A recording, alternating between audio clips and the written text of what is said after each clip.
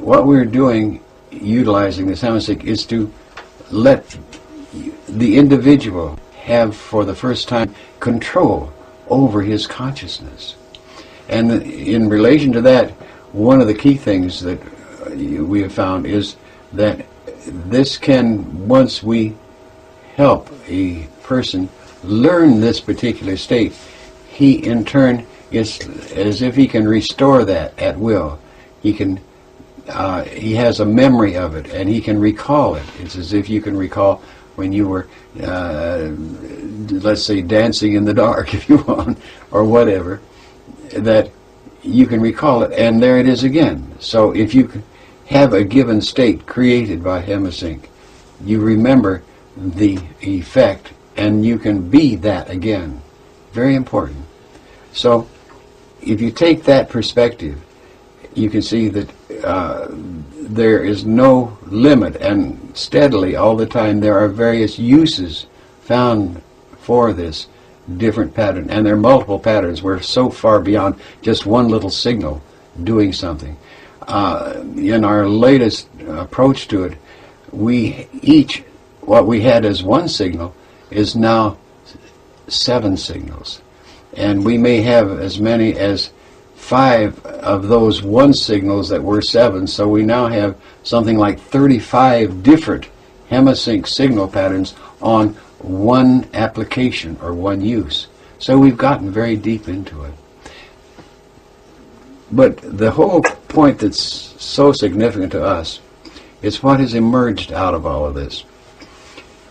What has come out is that, first of all, because bear in mind that we have long ago gone past, quite naturally, because I demanded it, I needed the answers.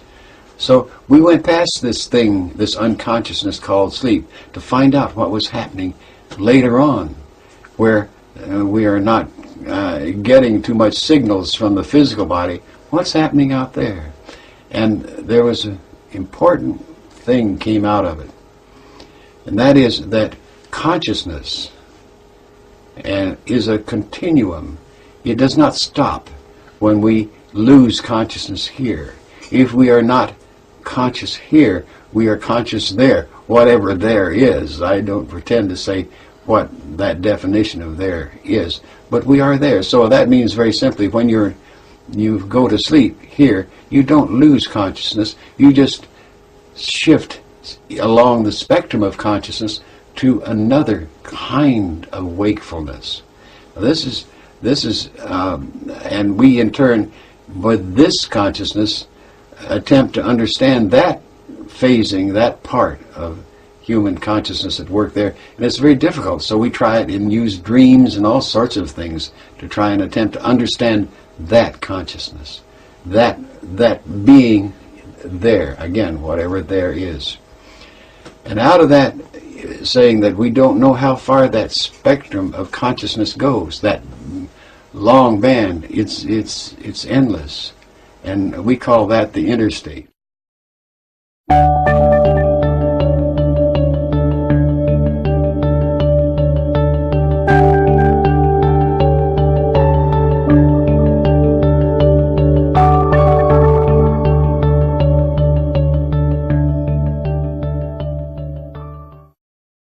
My name's Ryan James Cropper. I like to be called Ryan JC. It's the first initials of my middle and my last name. And I have a channel on astral projection. And I also teach it for a living, how to astral project, which is pretty cool. And recently I've had a video called the Astral Projection Crash Course, right? I've had this video on my channel for over a year. And I've been asked to remake it. A beginner's guide, a beginner's astral projection video. And I thought, okay, well, this is fine, I'll remake it. And I've been asked to make it more clearer for other people to understand. No, there have been people who've been able to do this first try. I'd like to give a shout out to Jordan Reese, who managed to astral project on his first try.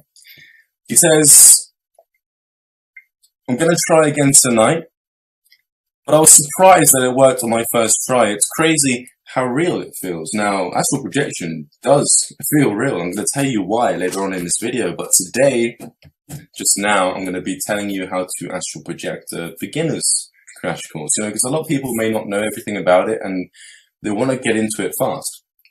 They want to actually project quickly. They don't have much time to learn all the ins and outs, and that's fine. You can find that on my channel. You can just pick up a book, right? But in this video, what I'm going to be talking about is a way to get you out of your body tonight, like today. Like, we're going to get you out today. Granted, you understand what I say throughout this video. Now, there's a 4-step system which I learned how to do, that I put together from my own consciousness, my own experiences through trial and error when I was 16, and it had never failed me since, until I decided to redevelop my technique on how to astral project, which is so complicated. I have to actually teach people in Skype calls. I can't actually just make a video on it, because there's loads of different ways of going at it or perceiving it or looking at my technique that I'm currently doing today, which is just it's just a complete mind-blowing thing. It takes time. But in this video, I'm going to tell you a quick way, like a shortcut to astral project. So it's pretty much like this. Okay, let me tell you a bit about myself first. I'm Ryan JC again, and I died when I was 16. Full on, drowned to death. I died. I'm going to make a video on that and put it on my channel at some point. But the reason why I'm saying this is because after I died and came back, I got flooded with memories of when I used to astral project as a child. At the time, I didn't know what it was called. At the time I was astral projecting, I had absolutely no idea what it was that I was doing. Like, at all. I just didn't know. And then, when I came back, and I was flooded with these memories, I started looking into other experiences similar to it. I started looking at near-death experiences, because it got my attention, the things that I saw after I died. And the people out there experienced the same thing. And after looking into it enough, I realized what it was called. And after I realized this at the age of 16 and put together my own technique, I ended up doing it on command whenever I wanted. It got so bizarre to the point where I ended up doing it twice every day for 14 days. So 2 weeks, twice every day. And I wrote them down in a book, a notepad that I have over here. And I decided to make my channel to talk about my experiences, okay? Now, this is literally like the beginner's crash course, the beginner's guide to astral projection. Now, just before I tell you how to do this, I've written it down. Very simple, right here, 4 steps. And I'll put the 4 steps in the description below also. And I'll also pop them up on the screen in text at some point. Real quick, difference between astral travel and astral projection. Astral travel is when you project an aspect of your consciousness without the astral body. So you won't have a form when you do this, and when you're actually traveling around, you can see wherever you want to see. You can look into anyone's window. You can spy on anyone. I wouldn't recommend it. It's kind of weird. They can actually feel you staring at them, whenever you feel like someone's watching you, kind of thing. And you can go anywhere you want. And that's astral travel. Only the experience is less realistic because you're not bringing with you your counterpart, your astral counterpart, which is your astral body. And that is when it's then called astral projection, okay? So that's the difference between astral travel and astral projection. Astral travel is when you travel with your consciousness. Astral projection is when you project with your consciousness attached to your astral body, which allows you to feel much more real. Wherever you go, it's more HD, it's more crisp, much more of a realistic experience when you astral project. So, real quick, this is how you do it. Real quick. I'd like you guys to share this. Share this, make this thing go viral, because I've got another version of this on my channel. And when this video goes overboard, when it comes to the amount of views, then I can finally delete that one, because I really don't like having copies. When it's like you've got copies of music on your iTunes, it just drives you nuts. Yeah.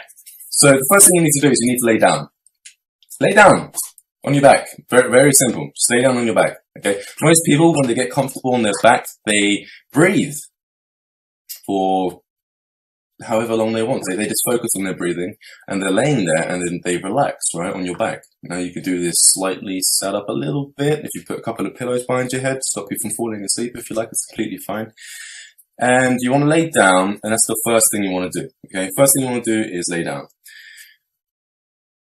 Second thing you want to do is the first person. It's if you got your eyes like this, and it's like you can look through your eyelids and see your hands. First person. And you want to first personally imagine yourself lifting out of your body and walking around the environment within your room. You want to imagine literally feeling the texture of your wall. You want to imagine rubbing your feet on the ground. You want to imagine tapping, noise, clap your hands, do whatever you like, sing if you want to, okay? Just make it so it feels as real as it can. And if you want to imagine it's snowing outside and you crack open a window and it's freezing cold, by all means do so. Anything to make yourself really put your attention on what you're doing, okay? When you're excited about what you're doing, you want to do it, you put all of your attention on it.